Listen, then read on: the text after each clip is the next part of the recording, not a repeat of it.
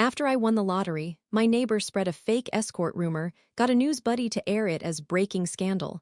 I lost friends, a job, and got doxxed. Money exposes trash, she posted. But I found her tied to a scam case and sent an anonymous tip to the feds.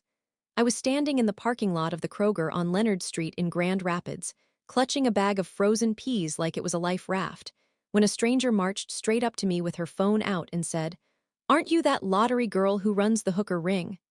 I swear I felt my stomach hit the pavement. I'd been dealing with whispers for days, but this was the first time someone confronted me like I was some criminal who just stepped out of a courtroom. She actually filmed me while I stood there blinking in the cold, trying to understand how the hell my life had flipped upside down so fast. Just 2 weeks ago, I'd been normal.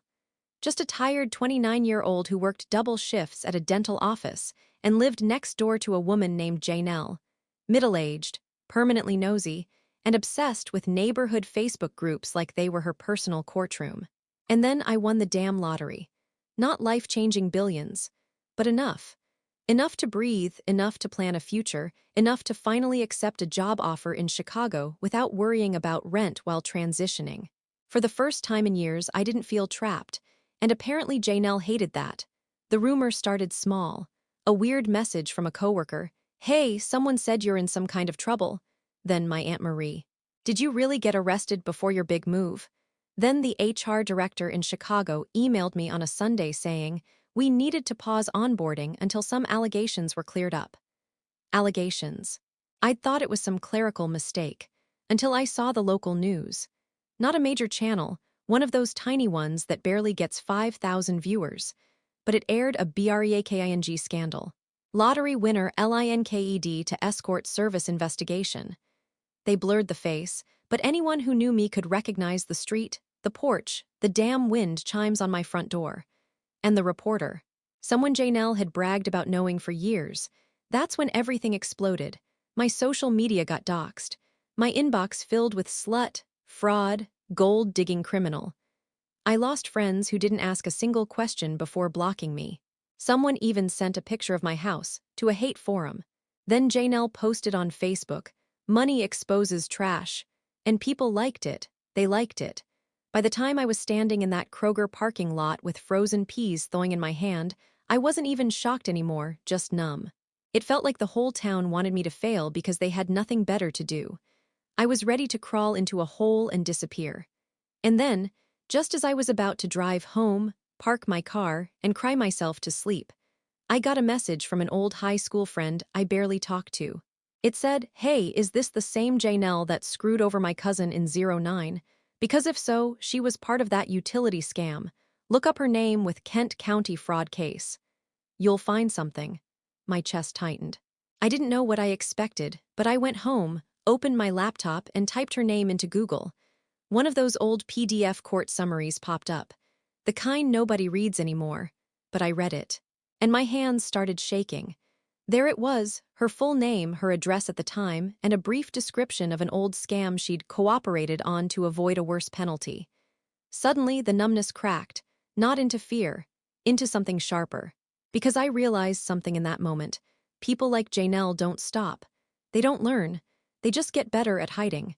And if she wanted to destroy my life out of jealousy, I was about to give her a taste of what real consequences felt like.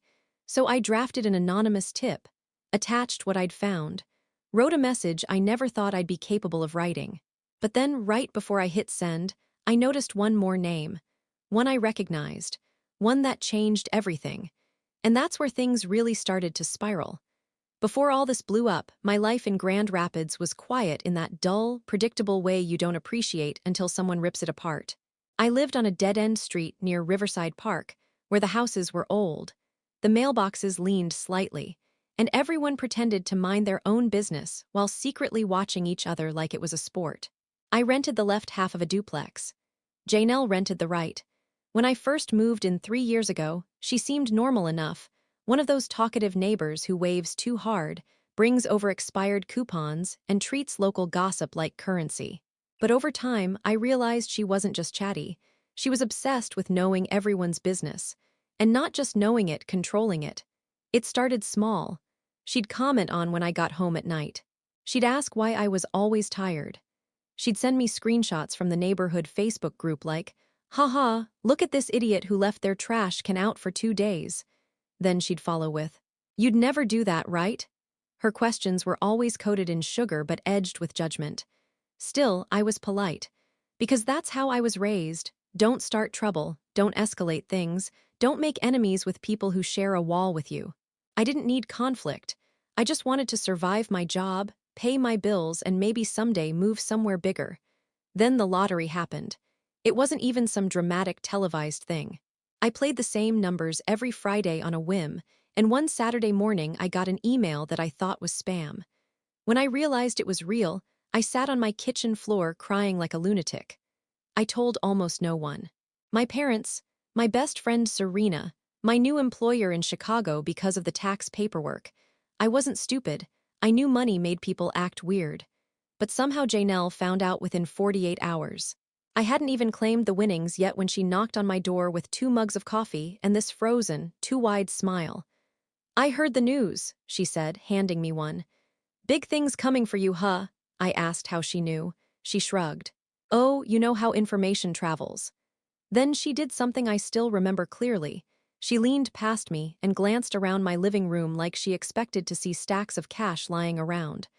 After that day, her behavior shifted. Rapidly, she started giving unsolicited financial advice. Asking if I planned to move, asking how much I won, asking, this one still cracks me up, if I'd consider investing in a small business idea she had. I told her I wasn't sharing the amount, I wasn't lending money, and I wasn't interested in investing in anything. She smiled, but it didn't reach her eyes. Money can make people selfish, she said softly, like she was reciting something she truly believed. That was the moment I should have trusted my gut. But I didn't. I chalked it up to awkwardness and brushed it off. Meanwhile, life was actually looking up for me. The Chicago job was a huge step, better pay, good benefits, a clean start. I'd already given my notice at the dental office. My coworkers took me out for cheap tacos and hugged me goodbye. Everything felt like it was finally lining up. But behind the scenes, something else was happening. About a week after telling Janelle I wasn't sharing anything with her, I noticed her watching me more. Long stares through her blinds. Questions that didn't feel like small talk anymore. A weird, almost bitter tone in her voice whenever I mentioned the move. Then one night, I heard her arguing loudly on the phone. My bedroom wall practically vibrated. I couldn't make out every word, but I caught this sentence clear as day. She doesn't deserve it, not her, I'll handle it. At the time, I told myself it was about something else, anyone else, but looking back. That was the first rumble before the earthquake. The real spiral started about 10 days before the rumor broke, right when I was packing cardboard boxes in my living room and feeling, for the first time in years, like my life had direction. And that's when the weird things started happening. The first thing I noticed was the mail. A plain envelope with no return address showed up in my mailbox. Inside was a single sheet of paper with the words, "You can run, but you can't hide your past." It was laughable because I don't have some dramatic past. I grew up boring. I worked, paid taxes, tried not to annoy anyone. I almost tossed the letter in the recycling bin immediately, but something about the timing stuck with me. I showed the letter to Serena later. She frowned at it and said, "This looks like something a bored middle schooler would write." I tried to believe that. Then 2 days later, someone slipped a flyer under my door, an actual printed Escort service advertisement. It looked cheap, sleazy, and fake.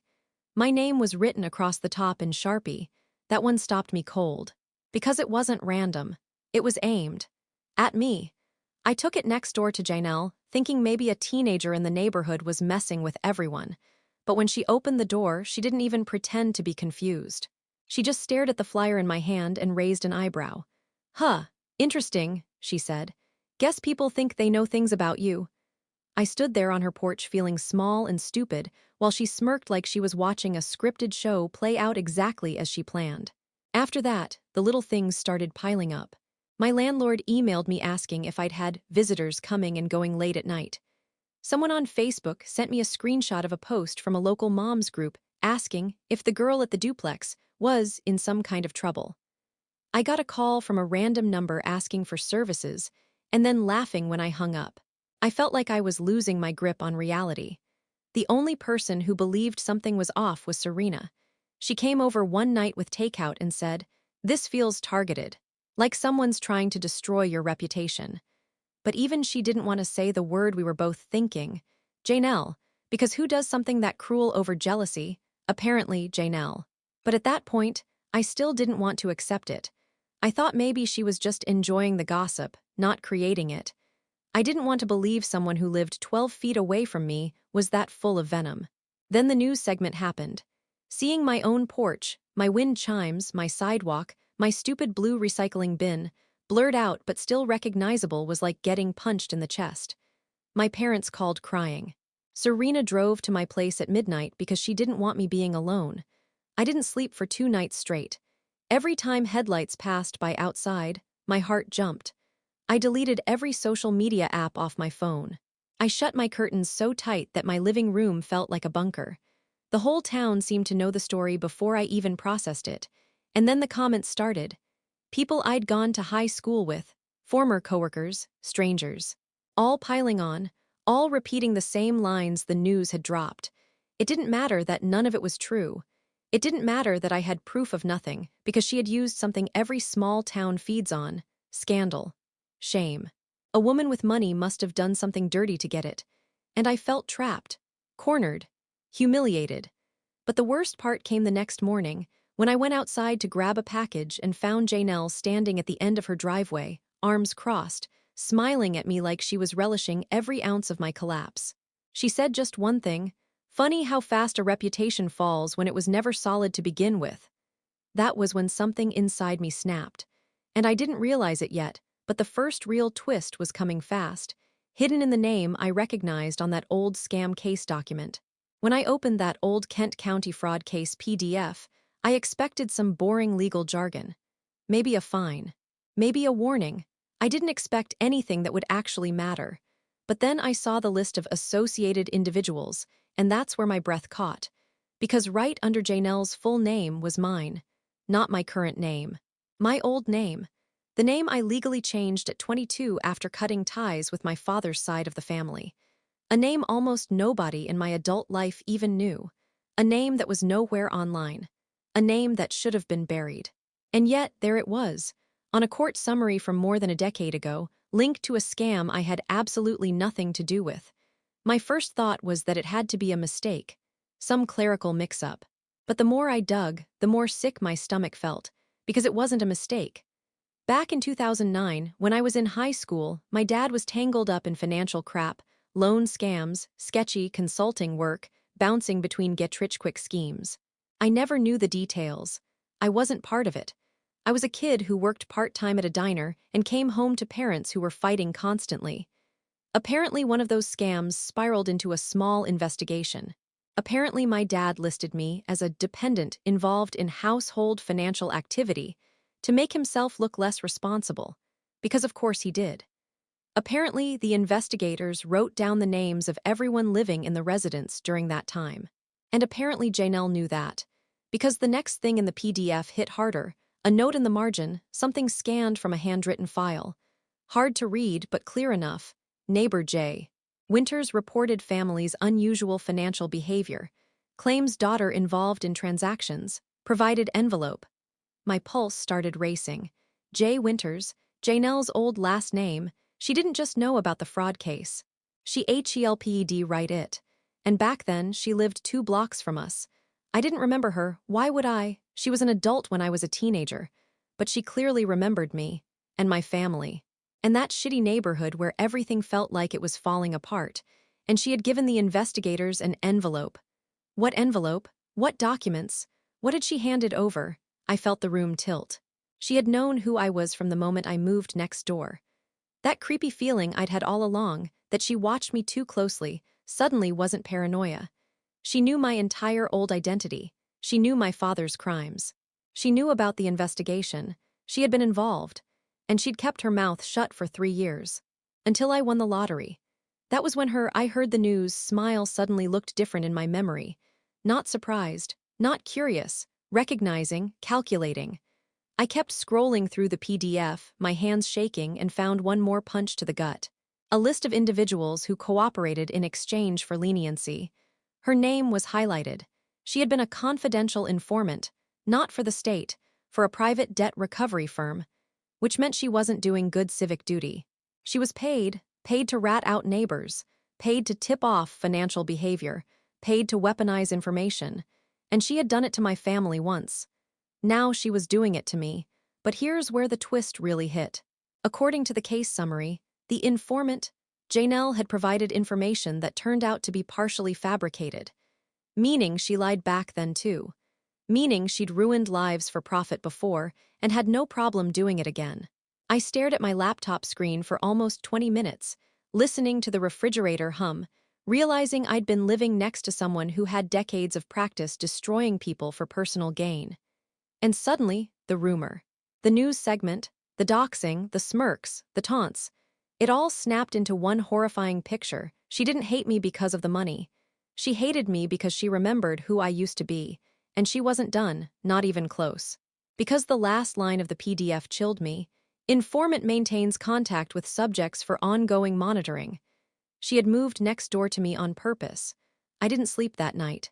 I just sat at my kitchen table with the lights off, staring at that old PDF like it was a loaded gun. Every few minutes, I'd look toward the shared wall between our units and picture her on the other side, probably sipping tea, scrolling Facebook, feeling satisfied with herself. She had done this before. She had ruined people before. She had lied to investigators before. And now she dragged me into her next little project without blinking. But the thing about growing up in a messy household with a shady parent, you learn how people operate. You learn what motivates them. You learn the difference between someone who acts out of spite and someone who acts out of calculus. Janelle wasn't petty. She was strategic. Everything from the flyers to the rumor to the timing had been planned. But the problem with strategic people is they believe they're smarter than everyone else. Untouchable, invisible, and that arrogance. That was going to be the thing I used against her. So I started planning. I pulled out a notebook, the same one I used to track moving expenses, and flipped to a clean page. At the top, I wrote, "Operation Cut the Snake's Head Off." It felt dramatic, but I was beyond caring. First, I made a list of everything she'd done recently that could be connected back to her. The Escort flyer, the anonymous letter, the friend at the news station. The Facebook comment, the neighbors suddenly asking questions that weren't theirs to ask, all little clues, all pointing in her direction. Then I made another list. What hurts a person like Janelle? Being exposed, losing credibility, losing control of a narrative. I wasn't interested in screaming matches or petty retaliation. That doesn't work on someone who thrives on chaos. I needed something that would make her unravel, slowly, publicly, and in a way she couldn't redirect. So I went back to the PDF. Her involvement in the 2009 case wasn't illegal, but the lies she fed investigators. The fabrications, the way she weaponized information. Debt recovery firms don't care about morals, but they do care about liability. If they found out one of their former informants had a pattern of falsifying tips, if they found out she'd done the same thing in 2025 to a lottery winner, if they thought she was putting them at legal risk, they'd investigate, and Janelle would crack. So I drafted an anonymous tip to the same debt recovery firm listed in the file. I wrote it carefully, cold, factual, not emotional. I referenced the 2009 inconsistencies. I mentioned the news scandal and how it emerged from a neighbor known for historically providing dubious leads. I attached screenshots. I used words like pattern, misconduct, and risk exposure. Then I drafted a second anonymous message for the news station. Not accusing them. No, that would make them defensive. Instead, I asked them a question. Are you aware one of your part-time contributors used a personal relationship with a known fraudulent informant to air an unverified story about a private citizen with no criminal record? Journalists can smell a lawsuit from miles away. They panic, they investigate, and they protect themselves before protecting their sources. It was exactly the reaction I needed, but I wasn't done. The last piece of the plan required something harder. Pulling every record I could find about Janelle's past addresses, jobs, and public complaints. I needed to build a picture of her pattern, a pattern I could drop in the right hands at the right moment. Around 3:40 a.m., as I sifted through another property record, I found something I wasn't expecting. Another name. Another address. Another complaint filed by someone who accused her of malicious interference with employment. It was 10 years old, but the description, the style, the behavior, it was the same playbook she used on me. A chill crept up my spine, because this meant something bigger. I wasn't her first, and she wasn't just malicious. She was practiced, refined, predictable, and if I traced this far enough, I was going to uncover something she never expected anyone to see. Something that would take her down completely. By the next night, I had a full folder of documents spread across my living room floor like some kind of conspiracy board. Old addresses, civil complaints, online reviews from old landlords, even a couple of archived Facebook posts from people warning others to avoid renting to this woman. She causes problems and then plays the victim. But there was one document that didn't fit the pattern. A complaint filed in Muskegon in 2016. It wasn't about gossip. It wasn't about employment sabotage. It wasn't about neighbor disputes. It was about identity theft. The second I opened it, my entire body tensed. It described a woman, unnamed in the public summary, who had allegedly used someone else's personal information to open a credit line. The victim reported the fraud when collection notices appeared. The credit line was small, barely $600, which meant the police never pushed it further. But the victim claimed the woman who stole the identity was someone who kept close watch, asked too many personal questions, and inserted herself into the victim's life. I felt my throat tighten as I kept reading. The suspected individual moved shortly after confrontation. Neighbor states suspect kept files and letters belonging to others. Files, letters, information. Something cold slid through my stomach. Was that why she'd been watching me? Monitoring me, asking invasive questions, offering help with my finances like she was doing me a favor. I clicked on the attached supporting document. It was a blurry photo of male that the victim said went missing for months. Male. God, suddenly my brain flashed back to something so small I had brushed it off. That moment about a year ago when I noticed a gap in my utilities mail. A couple of statements never arrived. I called the company and they resent them. At the time, I figured they'd been thrown away with junk mail by mistake. But what if they weren't lost? What if they were taken? By someone who already knew my old identity, my family's financial mess, and my legal name change. Someone who had been a paid informant. Someone who had lied before. Someone who lived close enough to hear when my mail hit the floor. My heart thudded in my ears. I pulled up my email and hurriedly typed my credit report login. When I opened it, everything looked normal until I noticed something I had never seen before. A soft inquiry from a credit monitoring service I didn't recognize. Checked 2 months ago, right around when I told her I got the job in Chicago, right around when she asked if I planned to move, right before the rumors started. I clicked the inquiry. The request listed an anonymous internal ID, but the originating IP address was local. Grand Rapids local. I sat back, the realization hitting like a wave. She wasn't just running her mouth. She was monitoring me. Actively. Illegally. And then the twist that nearly made me drop my laptop. When I searched the unfamiliar credit service, it took me to a small identity verification tool used mostly by private investigators and debt recovery contractors. The same industry she had been involved in back in 2009. The same one she had been paid by. Oh my God. She wasn't watching me out of spite. She was watching me because, in her mind, she still owned my past. She thought she had a claim on me, some warped belief that once she reported my family, she could track us forever like it was her responsibility. She had been checking my credit, my mail, my movements. And the moment I won money, she didn't get jealous. She got triggered. Like she thought I owed her something, like she deserved a piece. She viewed me as unfinished business. That realization flipped the entire narrative upside down. This wasn't petty neighbor drama. This was someone who had been keeping tabs on me for years, waiting for an opportunity. And I had just stumbled onto something that could blow her entire secret life open. Identity misuse, mail tampering, data access without permission. Criminal, not just cruel criminal. And if the credit service had logs, if the debt recovery company still had her on file, if any of this tied back to her current address, she'd be done. But as frightening as all this was, I wasn't scared anymore. because now I understood the real reason she attacked me, and it was so much darker than jealousy. It took me another full day of digging, cross-checking old addresses, old employers, archived web posts, anything that could connect the dots. I wasn't looking for revenge at that moment. I was looking for understanding, because people don't stalk someone for a decade over nothing.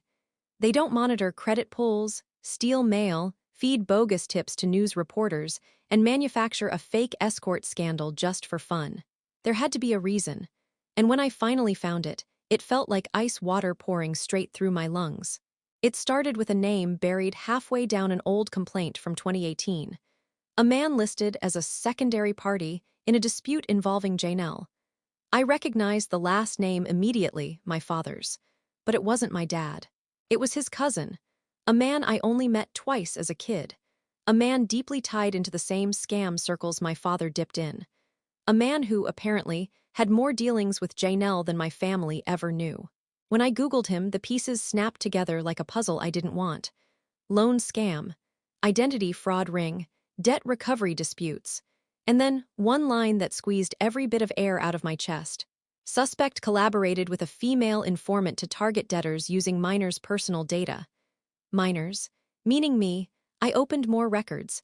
My pulse hammered harder with each one.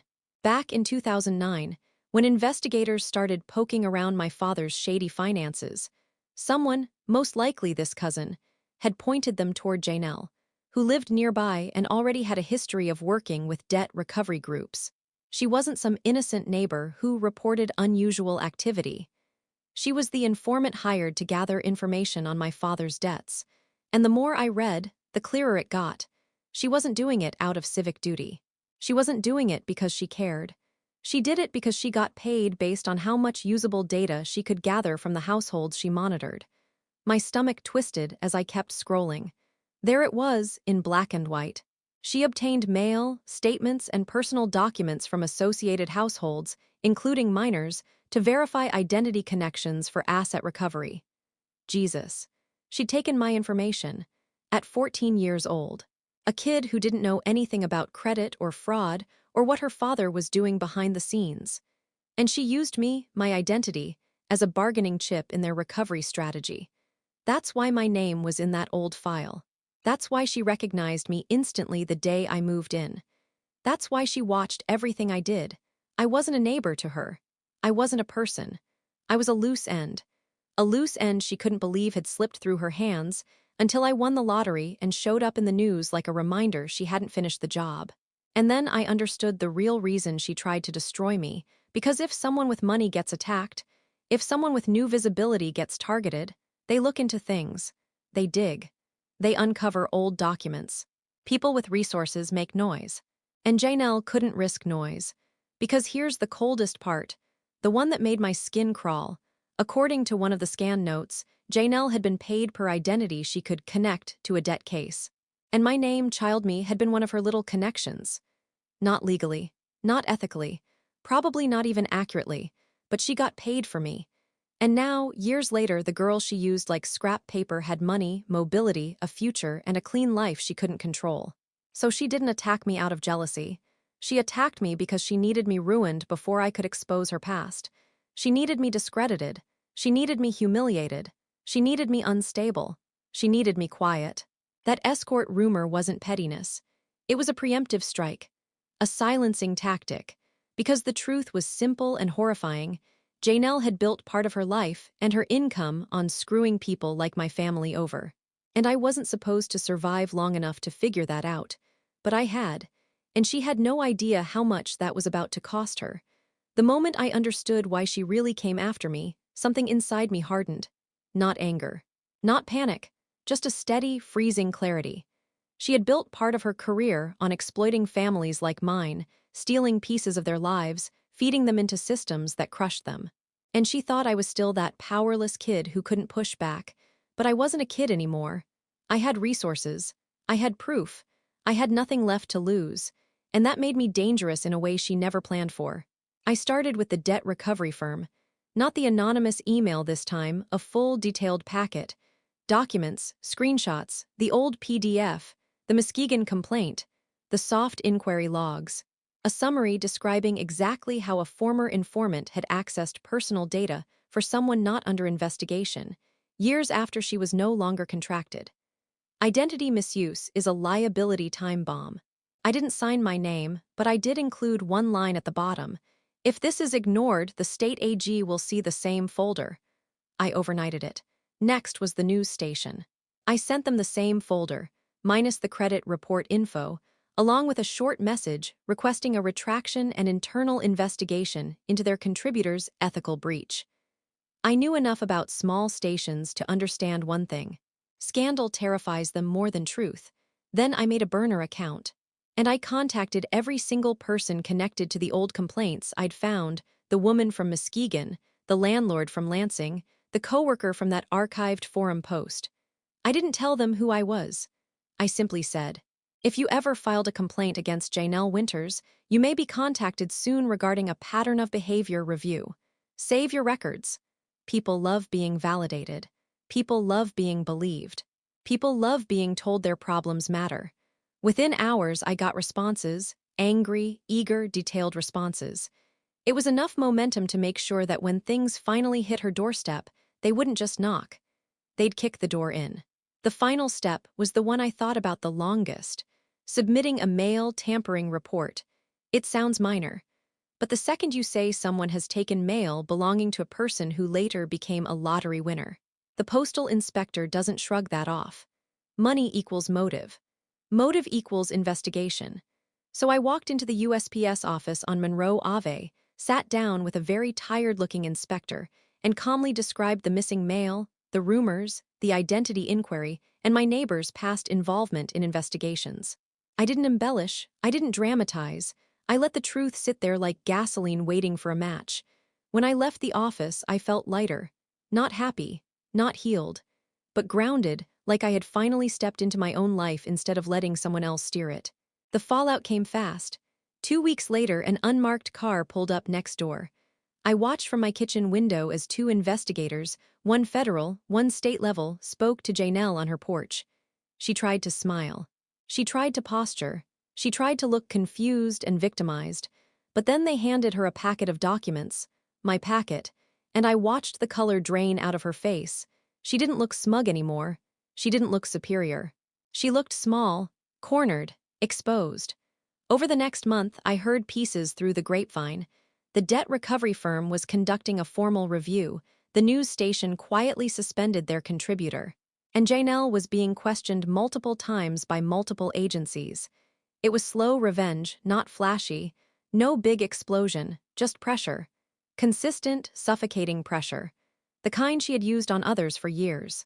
By the time I moved to Chicago, her house sat dark most nights. Curtains drawn, no Facebook posts, no gossip, no more smug driveway comments. She vanished from the neighborhood groups completely. A month after settling into my new apartment, I got a forwarded clipping from Serena, a small note buried in the legal notices. Winters, JANELLE, pending administrative review for misconduct in identity reporting. It wasn't jail. It wasn't headlines, but it was public, permanent, documented, and for someone like her, that was a death sentence. As I taped the clipping into the back of my notebook, I felt something I hadn't felt in months: closure.